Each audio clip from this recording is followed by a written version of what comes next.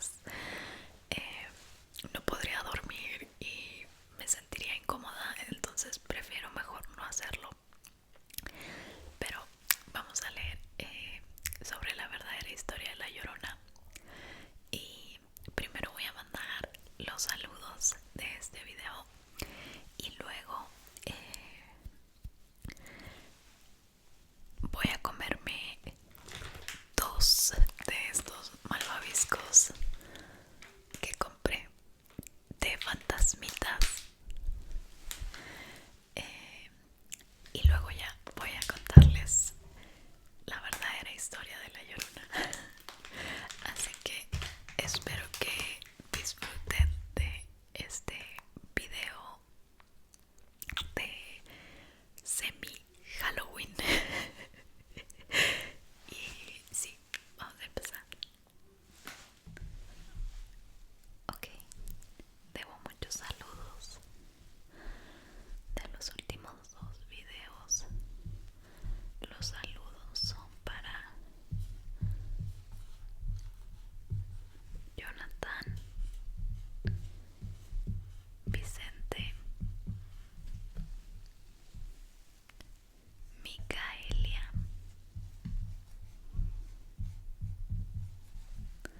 Golia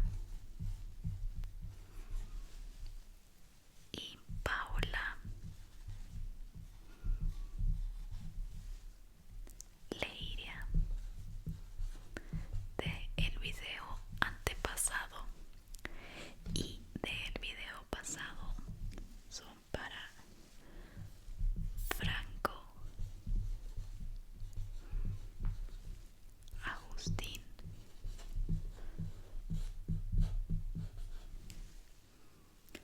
Sara, Naranjo,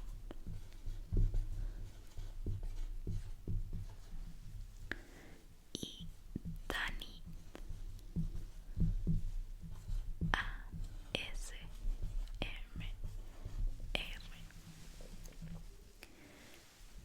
Muchas gracias por ayudarnos con el algoritmo de YouTube, que como ya saben es una basura. Así que nosotros, los creadores de contenido, necesitamos al máximo de sus likes y de sus comentarios en nuestros videos. Y saludos extra especiales para Alfredo Soto, que me mandó un regalito por el día del médico. Muchas gracias, Alfredo. Y para mis dos más recientes Patreons, que son Ángel Dávila y Francisco Gordon. Muchas gracias, chicos, por apoyarme en estas plataformas. Los quiero mucho.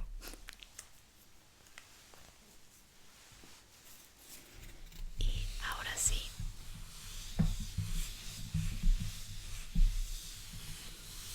vamos a comenzar con el video. Ok, bueno, a los que no les gustan los eating sounds, pueden adelantarle al video.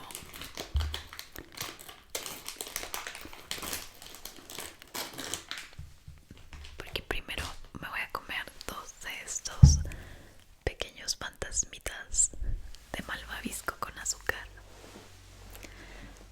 porque probablemente ya saben que soy fan de los malvaviscos.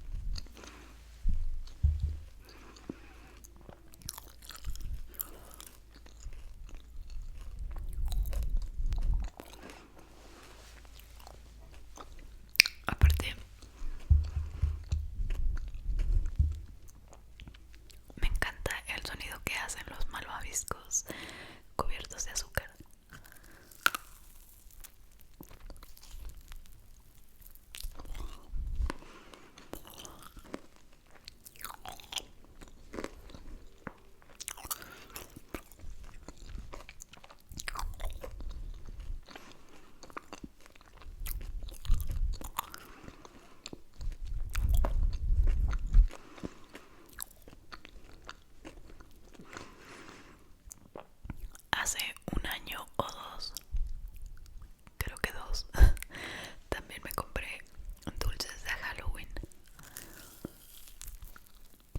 Y también hice un video, no sé si se acuerdan.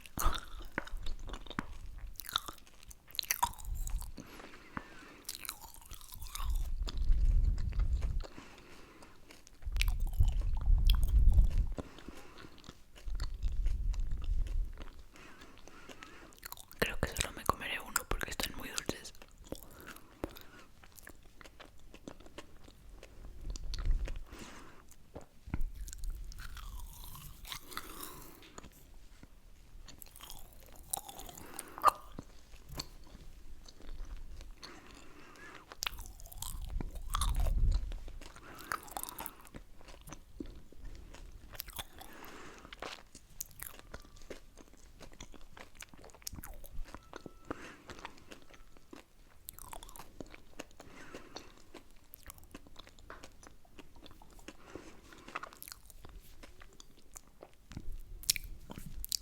Yummy.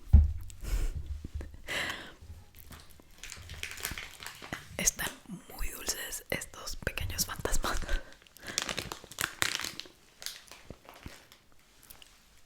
Entonces, bueno, ya que me comí mi pequeño fantasma para entrar en el mood halloweenesco, ahora sí, aquí tengo abajo la verdadera historia de La Llorona, de una página de internet que se llama Matador Network. Para aquellos que no son de México, yo creo que va a ser todavía más interesante porque habla mucho sobre el México prehispánico. Y sí, está muy bueno. A mí se me hizo muy interesante. A lo mejor es porque soy una ñoña, pero dice: desde el México colonial y hasta ahora, La Llorona hace referencia a una leyenda que tiene como protagonista a una mujer de cabello largo que, vestida de blanco, se aparece de noche, a veces en las encrucijadas de los caminos, llamando con desgarradores llantos y lamentos a sus hijos. La Llorona es, sin dudas, una de las leyendas con más fuerza en nuestro país. Se asocia más fuertemente con la cultura mexicana, pues su aparición está relacionada con los presagios funestos que anunciaron la llegada de los españoles al México antiguo.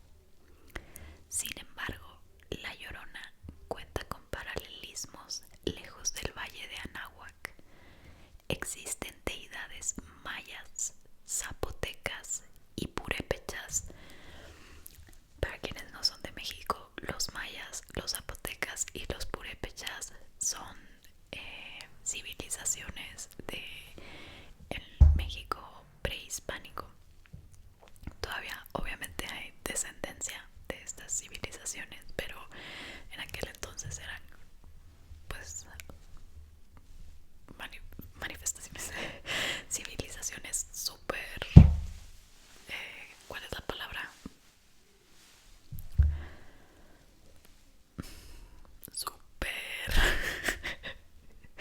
Desde que me dio COVID se me olvidan mucho las palabras. Ay, pues sí, civilizaciones como bien establecidas. Eh, pero bueno, existen deidades mayas, zapotecas y purépechas con características muy similares a la Cihuacóatl, la diosa a la que se asocia el mito en territorios nahuas. El mejor ejemplo de esto es la Xtabay, con X al principio, un espíritu femenino que acecha a los hombres en los caminos de la península de Yucatán y que tiene raíces en el panteón de los dioses mayas. Hay que tener en cuenta que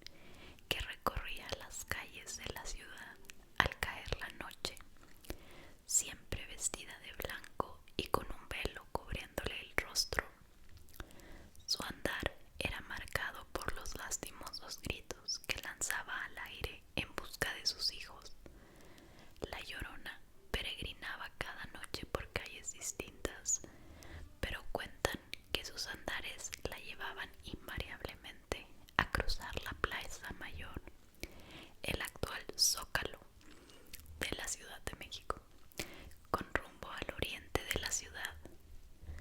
Más allá de la plaza era donde la fantasmal figura se perdía al hundirse en los resquicios del lago que aún se extendía por la zona central de la ciudad, que según yo viene siendo el lago de Texcoco. Sin embargo, los antecedentes de este personaje son mucho más antiguos, tanto que se pierden en los mitos prehispánicos y se fundan en diversas representaciones de diosas madres como Zihuacóatl, Coatlicue o Tonantzin. Este es uno de los presagios funestos que anunció la caída de Tenochtitlán. Muchas veces se oía una mujer lloraba, iba gritando por la noche, andaba dando grandes gritos: hijitos míos, pues ya tenemos que irnos lejos. Y a veces decía: hijitos míos, ¿a dónde los llevaré? Zihuacóatl empezó a aparecer en el lago de Texcoco alrededor del año 1500. Los sacerdotes diestros en la astrología interpretaron su presencia como una premonición de los próximos sucesos que habrían de acontecerle a los mexicas: la muerte, la guerra y la esclavitud. Moctezuma temía lo peor. Moctezuma era el emperador en aquel entonces, antes de que vinieran a dominarnos los españoles. Los sacerdotes decían que Zihuacóatl había salido de las aguas y bajado de la montaña para prevenir de la suerte que correrían los mexicas. Los mexicas eran como la cultura principal, que eran los que vivían en Tenochtitlan, que es ahora como el área donde está la capital de el país de México, alrededor de esa zona, que es también donde estaba el lago de Texcoco, para que se ubiquen los que no son mexicanos. Porque pues aquí lo aprendemos en la escuela en historia de México, pero obviamente en otros países no les enseñan historia de México. Subían siempre a lo alto del templo y podían ver hacia el oriente una figura blanca, con el pelo peinado de tal modo que parecía llevar en la frente dos pequeños cornezuelos, arrastrando o flotando una cauda de tela tan vaporosa que se ondulaba con el viento y con su desgarrador grito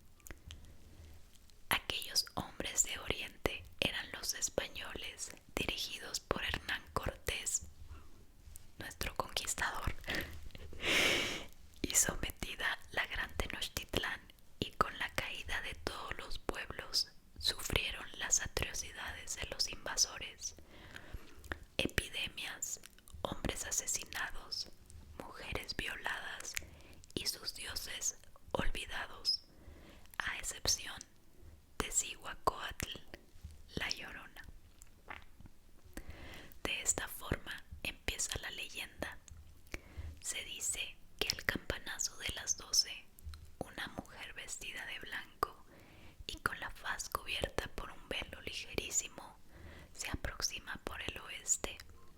Va de una calle a otra. Unos dicen que flota, otros que no tiene rostro.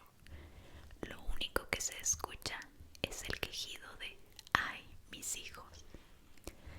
Cihuacóatl muestra tres aspectos característicos: los gritos y lamentos por la noche, la presencia del agua, pues tanto Aztlán como la Gran Tenochtitlán estaban cercados por ella, con lo que ambos sitios estaban conectados no solo por condiciones físicas, sino también míticas, y ser la patrona de las Cihuateteo, que de noche vocean y braman en el aire.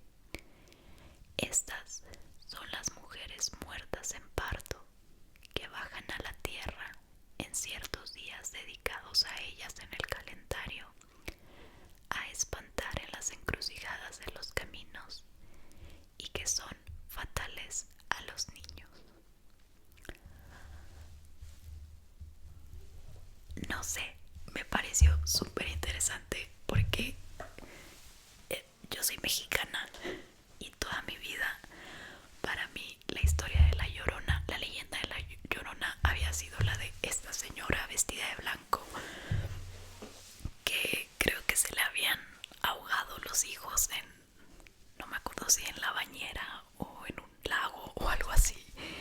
Entonces pues se murió de tristeza y de pena y sufría mucho por sus hijos, y por eso se aparecía